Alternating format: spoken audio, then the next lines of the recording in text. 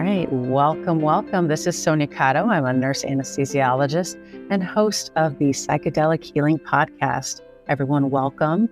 I am honored to have Janelle Lassalle here. She is a freelance writer and artist who specializes in producing cannabis and psychedelic content. Much of her work is data-driven and research-oriented, which I love, and she highlights the therapeutic promise and potential of cannabinoids and other psychedelics as they continue to emerge, and we all know that they are happily emerging. She has produced content for many publications like Field Trip, Psychedelic Support, Mind Cure, and actually also written articles that were published in Forbes, Vice, and the Rolling Stone. She has just published a wonderful book called the Ketamine Handbook. It's a beginner's guide to ketamine-assisted therapy for depression, anxiety, trauma, PTSD, and more. Welcome, Janelle. Thank you so much for the wonderful introduction, Sonia. I'm so happy to be here. Oh, wonderful. Yeah, when I saw that and I saw that you are into the research in psychedelic and cannabis space, at first I'm like, oh, how does she know so much about ketamine? How did you get into ketamine? It's a really funny story, actually. The first time I got into it, I understand the bias people have. I was in England doing study abroad in 2012, and I was at a house party where I noticed someone was crawling on the floor on just his arms, like he was a soldier or something. And he was screaming, "I left my legs behind. Where are my legs?" Okay. And I looked at him and I was like, okay, whatever this guy is on, never going to try that. I asked everybody, I was like, hey, what happened to that guy? And like, oh, he's had too much ketamine. So the first introduction to ketamine, I was actually, like I think a lot of people are still, when they hear it, there's that association of horse tranquilizer or some kind of weird drug. And I had that and I totally understood. And it wasn't until maybe like 2020, 2019 that I started using it therapeutically with direction, guidance, and at much smaller doses than that guy at the house party. And this guy's given a bad name, right? Yeah. If anything, that's a good thing. If you abuse it, is exactly that. You're abusing it. Yes, definitely. And how did that transition go? Did you fight it? And how did you accept it to even be able to use it therapeutically after witnessing that? Yeah, I definitely approached it with the skeptic approach of a scientist. I mean, so I went to UC Berkeley for my undergraduate, and I was originally pre-med, but as I say, English became my mistress, and I just became obsessed with writing. But I did study there for quite a bit, and so I like to think the scientific method was the way I approached it, which was, okay, my first impression of this was bad, and then I started actually hanging out with some people and I noticed changes in their personality that were really drastic in around 2019, 2020. One of my closest friends, actually. And I was really surprised because it happened almost overnight that like all of a sudden, a lot of my friends were way less depressed and just making these positive changes in their life. Like, and I was asking them, it's like, hey, what is going on? Like, you seem like really happy. And that, yeah, I started using ketamine actually, and it's really helping. So I went for the data because I had this little experience that totally biased me, and the data behind it is crazy. I mean, there are so few drugs that you can point to in the world that you can say as little as one administration can have a profound effect, an antidepressant effect that is real. And telling most people, okay, you have to wait for an SSRI and you might have to wait 6 to 12 weeks and it may or may not work. That was like something compelling. And I was like, okay, I have to try this. The data is crazy. Oh, yeah. Yeah. And ketamine's been used since the Vietnam War. I mean, the first ketamine clinic opened in 2000. So it's been around for a long time. And I personally have been doing anesthesia since 2014 using ketamine. And it wasn't until 2019 that I found out at a conference that ketamine can I feel like 2019 is when it started poking out again somehow, not exactly sure. And a few of us were taking notice, like, what's that? I was writing so much about cannabis at the time. I was looking into all these entheogenic substances. Ketamine was one of them, DMT, ayahuasca. And, now that as that emerges, it's just more and more putting your ear out for, hey, you're right, this has been out for a while, but how are we only learning the therapeutic value of this today? Yeah. Word of mouth spreading finally. And I think the other psychedelics coming about, and not quite legal, but we have this medicine that's been legal and available for years that we're able to administer. So while the other ones have their own therapeutic value, we have something that we can help people now, Yes. And it's so beautiful. How did you receive it in a clinic, or were you doing the at-home model? So I started, like most people, with the street model, and it's not the model I would recommend. Oh, yeah. Because it's very hard to ensure, number one, that what you're getting is actually ketamine, that it hasn't been cut with adulterants. It's very hard to regulate dosing. But I was lucky. I had a trusted source. I knew for a fact it was not messed with. I knew that my friends had been taking it and had positive effects. So, I experimented with very small amounts. And then when I found out, wow, this has really helped me, I made it my mission to find a provider who prescribed it for me, who ended up being an endocrinologist. Oh, wow. That's interesting. I have not thought, they're very hard to come by, psychiatrists. There's a huge need for the mental health space for that. And even those that are there are not educated in that, sadly. A lot of them, I'm educating so many psychiatrists about its benefits and its uses. We're not trying to get rid of your patients, because they will need ongoing care, some of them. But what if they started feeling better and had lives, lived their best possible life, with maybe lowered meds, but some will always need medications, right? Yeah. Less side effects. So beautiful. I love that. And then what inspired you to write this book about ketamine? I'd just been collecting information on it for so long. And the more that I used it in my own personal life, it was to say life-changing is really an understatement. That doesn't encompass it. So let's give you some background. I have treatment-resistant depression. I also have PTSD. And the combination of those is a double whammy of chronic effects on my poor body. And I had tried everything. I had tried antidepressants. I had tried mood stabilizers. I had tried anti-anxiety medications. I had tried every kind of therapy, talk therapy, just nothing working. So when I found something that worked, even in the tiniest amount of using it, I felt like it suddenly was my mission to pursue this thing. And so I started looking for opportunities where I could create content about all of this information that I'd been stockpiling, and started working with a lot of these psychedelic companies like Field Trip at the time. Like, I wrote these articles, why the term a bad trip is misleading. Things trying to educate people about the stigma of what we think a drug is like, maybe in a recreational setting, versus what it's like in a therapeutic, controlled way. Oh, 100%. Yeah. The bad trips, no such thing as a bad trip. It's only bad challenging and integration. Well, and a lot of times, yes, challenging. Yes. It's a lot of times stuff that you need to work through that comes out.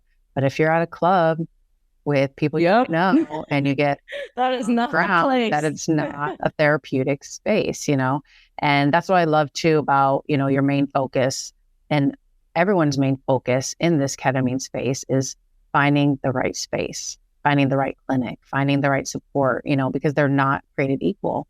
There was an article I even saw recently from New York that it described a patient's horrible experience, a traumatic experience. I mean, imagine having a challenging experience, but being left alone in the room without the appropriate support, without integration, and that is what's going to give ketamine and ketamine clinics a bad name, So I love that chapter in you about what to look for, questions to ask. I'm so glad you're speaking to the setting. The setting is a thing we talk about in psychedelics a lot, right? The environment in which you take whatever you're taking and the mindset you have when you're going into it play a huge role in the desired outcome. So exactly like you said, ketamine, when we're taking it, it can make us, all of these memories we had been trying to push away, come to the front of our minds.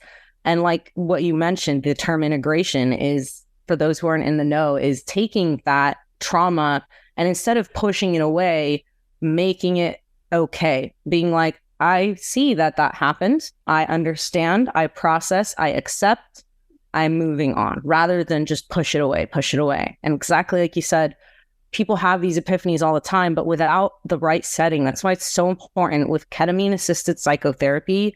There are clinics that make sure they're doing that due diligence of what does this patient need to have the best possible experience. Whether it's, okay, we're going to have someone in the room to monitor their blood pressure. We're going to have a therapist present. We're going to have integration services. Like, that is so important to the positive outcomes that can result from ketamine.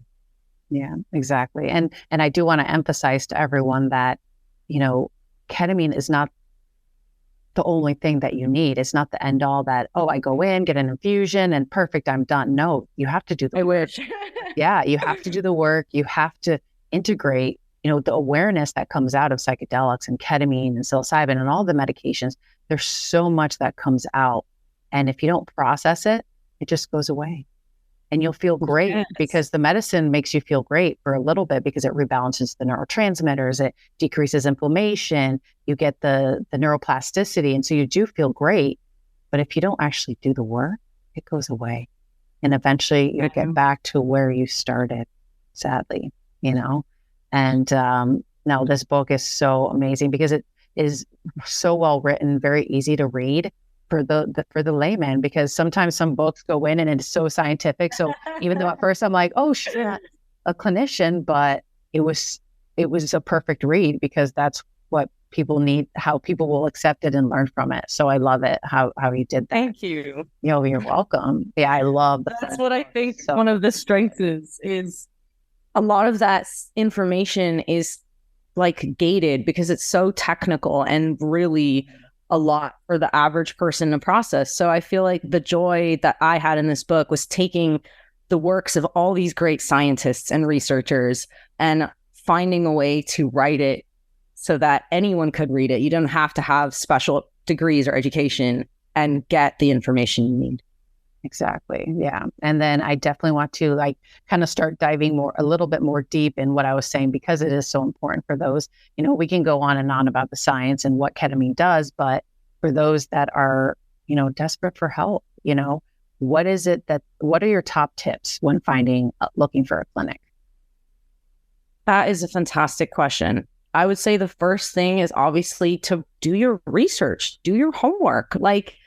I've actually seen ketamine clinic ads on my Facebook feed now, and it can be tempting to just feel like, oh, this is cool. Click, sign up, boom, without stopping to take the time to research what you're getting into. So you need to make sure that the establishment you're going to work with is vetted, that people have gone there, they've had good experiences, that they offer integration. Actually, let's shift that back to number one.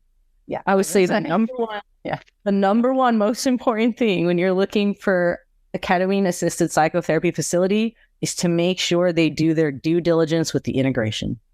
Because just like you said, if you don't have a professional who is guiding you through how to process and integrate the information and insights, exactly like you said, it's going to be a short term, oh, I feel better, and then you're going to go back to square one. Obviously, the most important part of your book is definitely in finding a ketamine clinic for those that are desperate for help, right? What would you say are your top tips for finding the best ketamine clinic for you? And then really the red flags as well. I'm so glad you asked. That's a fantastic question. The first tip, the most important, make sure where you are going offers integration services. And as you were speaking to it, integration is having that facility on staff that's there to take care of the patient, whether that's a therapist, whether that's somebody working in post, making sure as a doctor, checking in, doing weekly, hey, how are you? How is things? How have you been affected? Are you noticing any adverse reactions?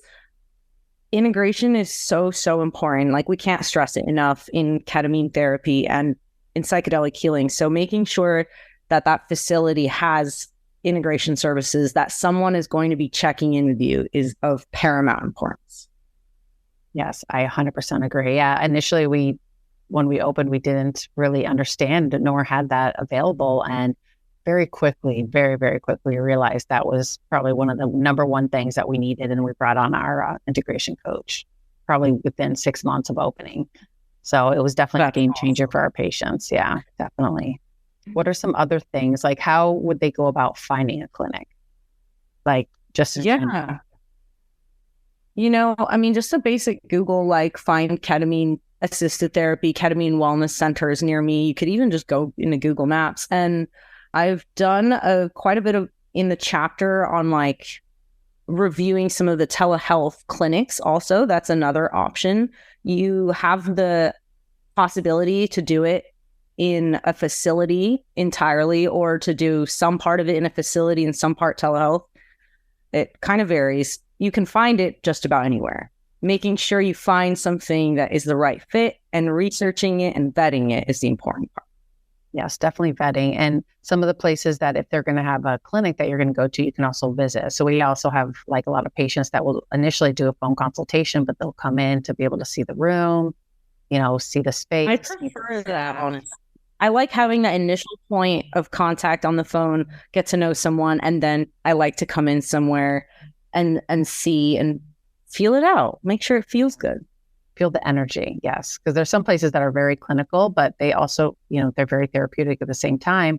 But you just have to have that feel, the energy when you're going in, for sure. Yeah, I always tell patients, in your book, you also do have a chapter, so I got to defend myself about MD versus nurse practitioner, stating, and in your book, it was saying that it was preferable to have MDs. But as a nurse practitioner, we've been taught to heal the patient and treat them holistically. And, this is like the perfect space. I mean, nursing and nurse practitioners are probably going to be the future of mental health in the psychedelic space, really being that support. And, a lot of the clinics, while some are run by MDs and they're doing fabulous jobs, a lot of them and most of them are run by nurse practitioners. I personally am a CRNA or nurse anesthesiologist that I work with ketamine. I've been working with ketamine since 2014. Other nurse practitioners, not all nurse practitioners are created equal, obviously, but they're always going to have that caring, and so you really want to, vet wherever you're going. But I definitely I'm a nurse practitioner is great to have at a ketamine clinic because they are going to have that one-on-one love, empathetic care, the hands-on really, so they will be safe. But that being said, hey, do they have critical care experience? Are they a critical care nurse practitioner? Did they have ICU experience? Are they CRNAs? You want them to be able to take care of you in any way it is needed. I've never had an emergency like a cardiac arrest or anything, but in that event, you want to feel comfortable that somebody is able to take care of you, So we have nurse practitioners, we have nurses, we have integration specialists in office. So really having that support in there and knowing who the staff is and what their training is probably definitely for all clinics, So I love that you come at it from that perspective of bringing these questions, like what are these additional certifications or specialties that they can have? Because that's gleaned from, as you were saying, years of experience that I don't have on the other side here. Right. Yeah, because even now when I look for nurse practitioners, like as my clinics are expanding, it's what kind of nurse practitioner are you? Because they're, you may be fabulous, but I want you to make sure that you're in a critical care scenario, you're going to be able to manage it independently and feel confident in that space. Not that it rarely happens, but when it does, you should be confident, That's where the patients know and they feel so safe. That's the key is you need to feel safe. You need to know that you can go through everything that you need to go through, right? Yeah. Go through any tough experiences in your ketamine clinics? The first infusion I had, my endocrinologist at the time sat in the room with me and she monitored me.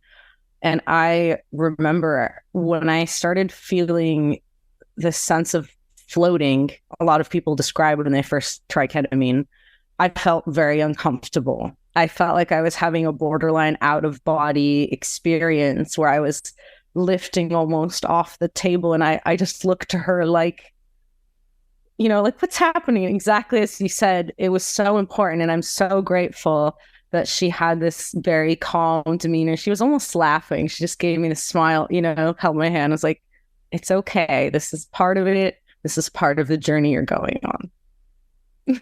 Beautiful.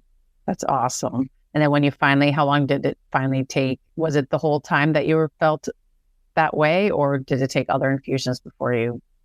I think it was just like a nervous energy the first infusion, because from there on out, whenever I took it, I knew the first one went so well. So it was like this immediate positive feedback loop. So the second time, I just felt giddier and less apprehensive because I kind of knew what I was getting into. And the third time, I was like, I got this. Fourth time, oh my God, I'm so happy I have this. Oh, beautiful. How many infusions did you go through? I did one in person there, and then I was prescribed oral 25 milligram troche for take home, which is apparently pretty rare because here in LA, I've been trying to find that protocol and it's been challenging. But so I had the 25 milligram oral tablet once a day and I could take that at home. I didn't have the rest of my ketamine assisted therapy in a clinical setting, which is kind of the traditional model most people would have. Okay. Oh, so you did kind of like a virtual, or you kind of, so essentially microdosing then a little bit with troches. Okay. Perfect. Yeah. Yeah. It's difficult with when you're doing the at home, which is why we stay away from it as well, is it's difficult because people have that bad name about addiction and oh, you're prescribing it at home and all this. And that's why we try to stay away from it, because you do have to monitor closely, because there is that possibility of abuse. And that's why I still had my endocrinologist monitoring me. So even though I was taking it virtually, we would meet once a week and she would do that, checking in, making sure everything is okay. And she also had coordinated access with my therapist. So the two of them were actually checking in with each other. So that's the kind of care team that you were speaking to, the difference of quality of life that a good care team can offer, them communicating with each other to make sure I was okay. Yeah. And there's something to be said for having the support in a ketamine clinic setting, and really just for mental health, because even and when somebody is looking for help and going to doctors and stuff, you don't have that support, and to just be listened to and just to be acknowledged that you are suffering and you are treatment resistant. It's not like, let's try another pill. Let's go up and dose. Let's go up and dose. Let's try another med. That in itself is so healing. Yes. Yes. Just by sitting, I have patients like crying to me just when I acknowledge of all the suffering that they've been. I realize, of course you're depressed. You're going through this, this, and this. People go through depression with just one of the three things you've described to me. Like, of course you're going through PTSD. Of course you're going through trauma, let's work with that, but acknowledge that like it's real, and they've just been pushed off for so many years. It's so rewarding to have this tool, and that's why I'm so thankful that you wrote this book, because it's something for everyone to be able to read, really, and to like look for, and now be able to, take this book and then be able to find the right clinic, be able to ask the right questions.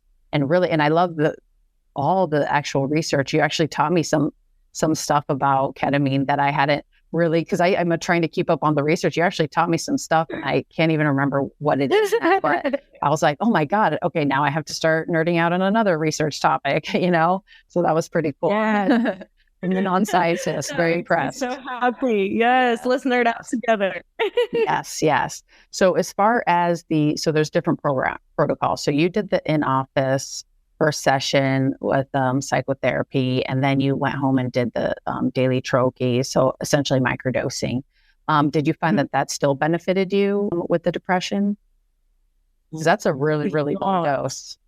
Okay. Yeah, my endocrinologist told me, she said, that's the lowest perceptual dose I give of ketamine. Like, I don't have patients who generally feel it at 25, or that's about where they start feeling the effect. So for me, microdosing, it worked from the get-go, and I never felt the need to increase it, which is strange because a lot of people, give you this idea that it's really addictive. And if you find something you like, you're going to want to do just a bunch of it. And I did not find that was the case for me personally. I found a little helped, and I never wanted to take more than just because it was like a Goldilocks amount. It was just right from the get-go. It was a miracle. That's beautiful. Yeah. And when I do infusions in the clinic, they're a lot higher dosing. I go 25 milligrams is really nothing in essence of I know it is. So it is essentially a microdose, which is beautiful, for the daily, but our ketamine patients, doing the IV, they leave knowing that they're like, oh no, I couldn't do this at home. There's no way, there's no way I could do that without the support and having, everyone in that space. It's more of a journey in that way. Like, yes, there are so many different ways ketamine can benefit. And this was my particular thing, but ketamine assisted psychotherapy is so powerful. And exactly like, as you were saying, it requires just a little bit more guidance than what you might do at home, because you're going to have a whole journey, a whole experience, an entire, I would say almost a narrative, but it's complicated. You're going to meet your subconscious mind outside of ego. Yeah, that's what I always tell everyone. Yeah. Yeah, I do want to touch a little bit, and you didn't really talk a lot about it. And a lot of people I speak to aren't talking about the patients in the holistic for mental health. Because imagine when you were in your treatment, just the deep depression, your nutrition, how is your diet and healing? And when someone is taking ketamine, your brain is on overdrive with neuroplasticity, right? So I'm sure, especially your endocrinologist, I'm sure she emphasized, how's your nutrition? How are you eating? Are you giving your brain food? Because even though our brain is 25% of our body weight, or I'm sorry, less than 5% of our body weight, it's 25% of our nutritional needs, and being in that deep depression, that's why, we've actually turned into more of a holistic approach where we're doing nutrient testing and doing hormone testing and really seeing the patient, gut testing, all that to really, because you could be great with ketamine for a little bit, but if your vitamin D is low, your B12, your zinc. Well, you're solving the root cause. That's where you're going. You're going to the root cause. Like, ketamine helps treat the symptoms. And yes, the neuroplasticity is going to help treat the root cause. But I'm so glad you mentioned diet, because it did play a humongous role. I personally, when I cut out gluten and processed food, and I know how cliche, so many people are like, yeah, just diet and exercise and you'll be healthy. Okay, that's really easier said than done. To actually do, to pay attention to all the sugar, to not eat processed food is a mission. But my health improved drastically. Mm-hmm. Yeah, and having the motivation and really, and I would like to correct in the way that ketamine does get into the root cause in your deep subconscious, because when you get to the root cause in your mind of the stories that I'm not good enough, I'm stupid, I'm not worthy, I'll never find love. Those core beliefs. Yeah, those core beliefs came back, and they're rooted deep, deep down. They are in our subconscious. They're in our default mode network, and ketamine frees it through acknowledgement and the knowledge and the awareness. Right? When you're in that space and you go deep and you become aware of why those stories being there. And it doesn't freak you out. Like, when I used to try to grapple with these thoughts before ketamine, I would sit and I'd be like, I'm terrible, I'm not enough or whatever. And I would just be like, oh my God, I'm terrible, I'm not enough.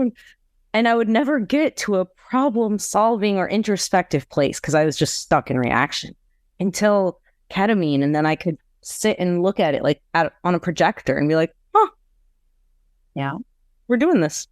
Yeah, because the way you are, like, without psychedelics, is your ego's right here. So when your stories come out, it's like, it's this internal battle, right? So under ketamine, all of a sudden the ego's gone.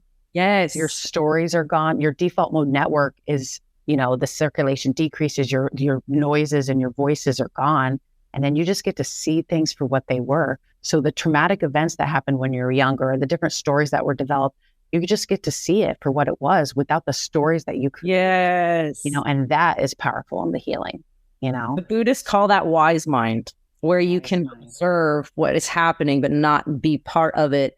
And there is, exactly as you said, so much, it's strange to think about, but so much healing power in, okay, we're going to stop putting things in the closet and we're just going to look at them and try and accept this is what it is. Yeah. And for what it really is, not for what you made it up to be. Yeah. Right. Our interpretations. So that's where ketamine is so beautiful. And all psychedelics really, but the only legal psychedelic is ketamine. And it's so healing. We did go through all of that. Is there any red flags that stand out for you in searching for a ketamine clinic? I would just want to make sure, as I said, it was well researched. So if I was looking at a ketamine clinic and I saw no mention of integration, or there was not enough of an emphasis. Like if we're like, okay, we'll do 1 30-minute check-in with you once a month, that's definitely a red flag. I want to make sure that that is an emphasis. And I think the second thing too is making sure the reviews are out there and that there is enough of a volume of them. Because as you said, so many ketamine clinics are popping up now. It's becoming a trend. And because of the nature of the speed of the demand, like they're going to have less diligence put into them than those first few. So really, we want to see a proven track record of successful and happy patient interactions. Yes, 100%. Yeah, because you'll notice that. And I even, I was trying to find a clinic for my friend in a different state. I won't mention the state, but calling the clinic and asking about, do you provide integration? They said that it's not necessary, that all you need is the ketamine. Oh my God. Yeah. So that was a big red flag. Oh my God. Also, there's certain medications when you're on ketamine that you shouldn't be taking or you should hold, like benzodiazepines. They compete. Right. So it's not to say that if you have it, it's not going to work. The clinic just needs to know about it so that we can dose appropriately for that. I'm glad you touched on that, because also contraindications. So that is another important thing. I need to make sure that the clinic is doing their due diligence when I first say, hey, I'm interested, that they're taking a thorough patient history, that they're asking, do you have a history of psychosis in your family? That is a very important question everybody should be asking, because certain conditions are genetically, just like with cannabis, there are small odds that it might not affect you in the most therapeutic sense, or in the therapeutic sense, it affects everybody else. So we need to make sure, are you taking any medicines that might interact poorly? Do you have any health, like high blood pressure is another one. Ketamine can cause increases in blood pressure. You want to make sure, do you have a history of heart disease in your family? Making sure they're asking for those things. And if the patient's intake is just really short and not thorough, I'm concerned. Yes. Yeah. Yeah. Because there's certain medications, like you could, uncontrolled hypertension, history of a bleeding stroke, if they currently have like liver disease, kidney disease, because that's how the medications metabolize and released, right? So obviously if you are going to cause more damage or not be able to metabolize it, that's also important. Exactly. Schizophrenia, right? Schizoaffective. Although schizophrenia. I do want to mention one very interesting point about schizophrenia. So yes, asked a lot of the psychiatrists I interviewed, many of them had interesting thoughts on it. And even though they commonly cited, conditions that have a history of psychosis as a contraindication for ketamine, I actually had one doctor who told me he successfully treated a schizophrenia patient with a low dose of ketamine. That was Dr. Sam. Yeah, no, he told me it's been done, and I did not know that was possible. So we can't even say that they are totally hard contraindications. We're still figuring it out. Yeah, and we just have to do it very, work with it closely, because I've treated bipolar, I've treated borderline personality disorder, which was also an absolute contraindication. But I just realized, with my experience and now doing the work, that it is possibly to treat. You have to monitor closely, obviously, like those that have manic bipolar, because they can go into a manic phase. It can trigger it, right? So now it's not an absolute contraindication, but we are talking with them daily. We are following up. We're assessing with their psychiatrists regularly, assessing if they're having manic symptoms, right? Like before they go into the full mania, we're like, how are they doing? And so we've had those patients where all of a sudden they're starting to get a little manic. We pause treatment, let the mania subside, make sure the medication's balanced, working closely with psychiatrists. Yes. And then that monitoring. Exactly. And so that's very, very important, because it's difficult. There are lots of absolute contraindications, but with time and more research, it's going to be movable, right? It's going to be patient specific. I love hearing that you mentioned that, because again, these were conditions I asked, hey, is borderline personality disorder a contraindication? I got mixed opinions. Some people said absolutely, exactly, no. Some people said maybe, wiggle room. Some people, I'm not sure. Mm-hmm. Yeah. No, initially I said no. My sister had been diagnosed with borderline personality disorder, and I was able, her and I have a great relationship, and I can stop the panic and instant, episodes. And so I've been able to successfully treat quite a few borderline personality disorders. And I think it's mostly from my own experience, I think. So I'm like blessed and thankful for my wonderful sister. to hear that. Yeah. Because I know people that suffer from that condition, and they feel a lot of emotional pain, and hearing that you have a successful history of being able to do that is very encouraging. Thank you. Yeah, no, it's a lot. I discovered it's a lot of inner child work. I mean, all of it I think really is with mental health, but especially with borderline personality disorder, it's a trauma related inner child.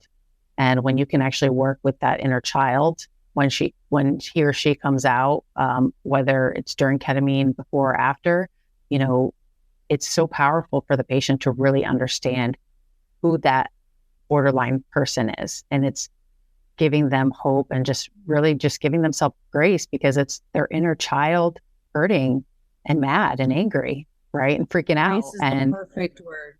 Yes, for sure. Not being mad at yourself, not throwing extra fuel on the fire. Exactly. So, wow, it has been so awesome talking to you, Janelle. I love Sincerely. it. Yeah, I'm so thankful that you've written this book to educate others and give them the resource, in the future, edit the nurse practitioner chapter. But I in no way, by the way, met any diss on you. You do incredible life-saving work every day. I thank you from head to toe. The only concern I have there is, if there are people doing telehealth services and they are not doing their homework, and they maybe have a contraindication that someone who's dealing with a large volume, which I'm seeing with more frequency, our nurse practitioners may miss something. But really, in no way is it, this is better, this is worse. Really, as you said, the quality of the care is the number one thing. Yeah, for sure. Definitely. Thank you so much, Janelle. So how can our listeners find you? Yeah, I am on social media at Jen Khari. That's JenKhari. And if you go to my Instagram, you will find links to everything. My website is Lassalle Works. And on that website and the Instagram are links for the Ketamine Handbook, Beginner's Guide to Ketamine-Assisted Therapy for Depression, Anxiety, Trauma, PTSD, and more. I love it. Thank you so much for coming on. And I look forward to sharing this book with everyone. Thank you. I can't wait to hear your feedback. Oh, yes. Beautiful. Thank you. You have a wonderful evening. Thank you.